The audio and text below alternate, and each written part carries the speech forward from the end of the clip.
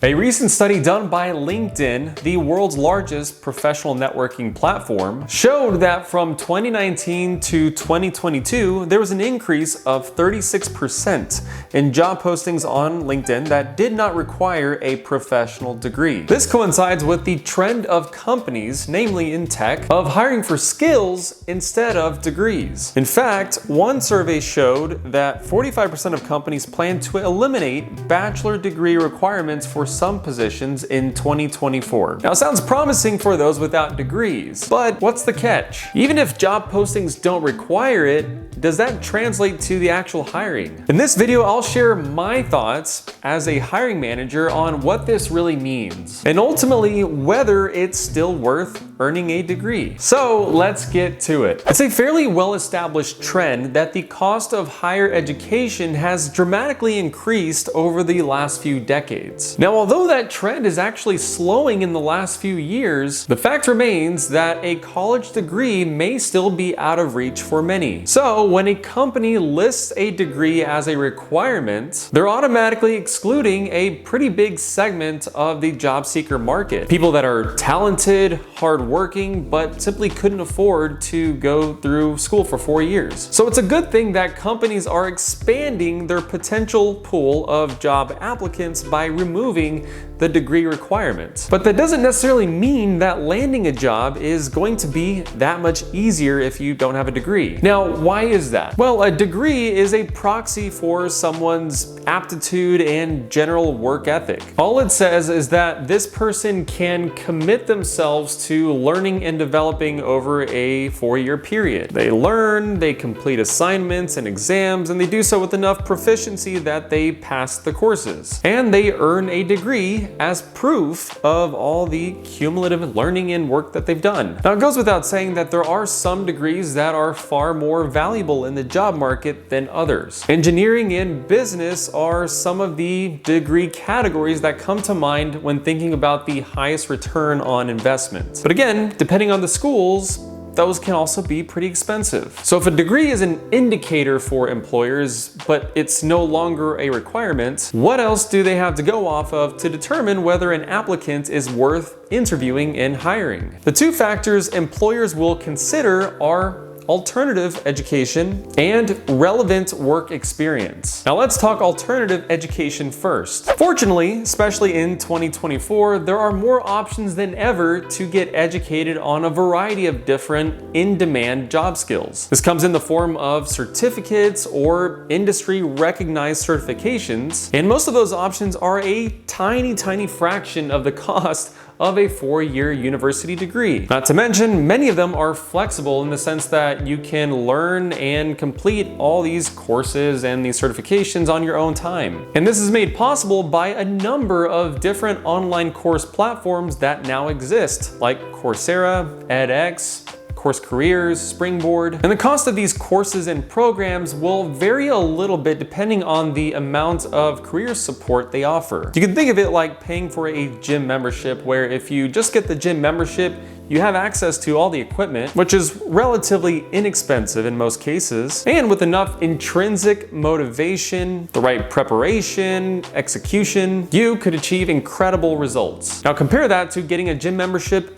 and hiring a personal trainer. A personal trainer could be the person that takes care of all the preparation, the research, the accountability, and ultimately you have someone to guide you along the way and hold you accountable to the goals that you have. Same is true for online course platforms, and 3 of the ones that I like to recommend most often are the following. First one is Coursera, which is very low cost, but it's also a minimal level of career support. You've also got Course Careers, which is a little bit higher, but still fairly low cost, and a medium level of career support. There's also a community component to that as well. And then you get Springboard, which is a high cost, at least relative to the other 2 options, still less expensive than 4-year degree. And this does offer a high level of career support. Now, what's right for you is going to depend on where you are in your career, your motivation, and your financial situation. In any case, you're going to be paying far less in these programs than you would in a formal for your degree. When you complete courses from the platforms that I mentioned above, you generally earn what's known as a certificate of completion. In addition to that, there are industry recognized certifications that you can also earn. This involves learning and taking an exam to measure your proficiency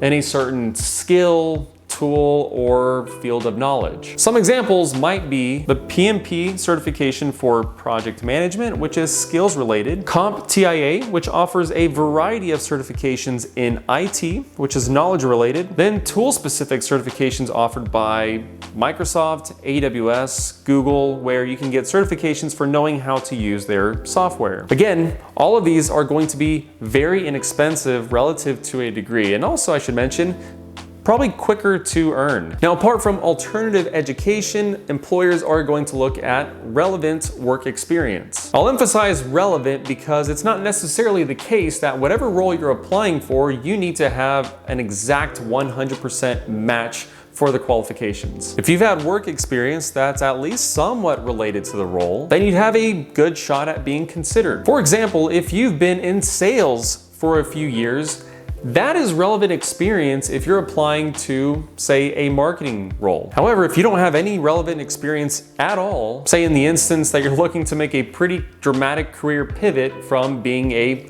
carpenter to IT support, or maybe you just don't have much experience because you're a recent high school graduate, then the education options I mentioned earlier are going to help at least address some of those gaps for you. And depending on the type of role, some really don't require any degree at all. An entry-level sales role is a common role for there to not be a formal degree requirement. And other entry-level IT roles, like IT support, may only require those inexpensive industry-recognized certifications like I mentioned with CompTIA. So knowing all that, is a degree still worth pursuing, whether it be a bachelor's degree or a master's degree? And the answer is yes. However, the degree that you get, the money you spend, and the time that you decide to invest in it will depend quite a bit on your situation. If you have little to no work experience and you want to get into sales or IT support, you can go ahead and take some courses, earn some certifications, and you'll already be decently qualified to start in some of those entry-level roles. Other careers, however, like those in engineering or business, just as general career categories,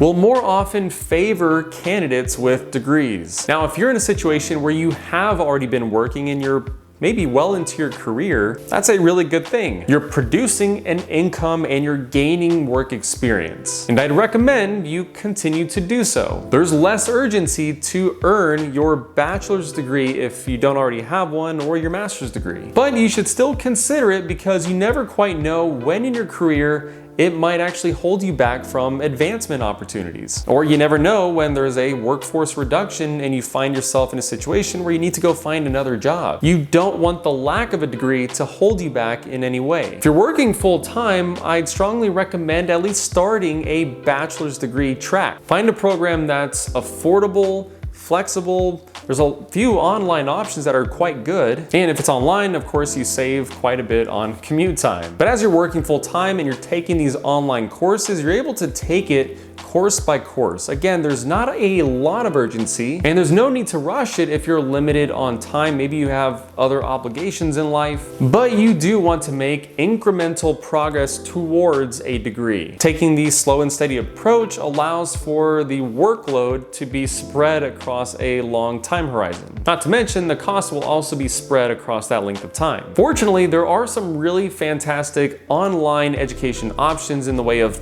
bachelor's degrees and master's degrees, specifically MBAs, which I like to talk about a lot on this channel. So depending on where you are in your career journey, you'll want to check out either one of these two videos where I talk about the bachelor's degree programs or the MBA programs, all of which are online and fairly affordable. So with that said, thank you so much for watching, and I'll see you around.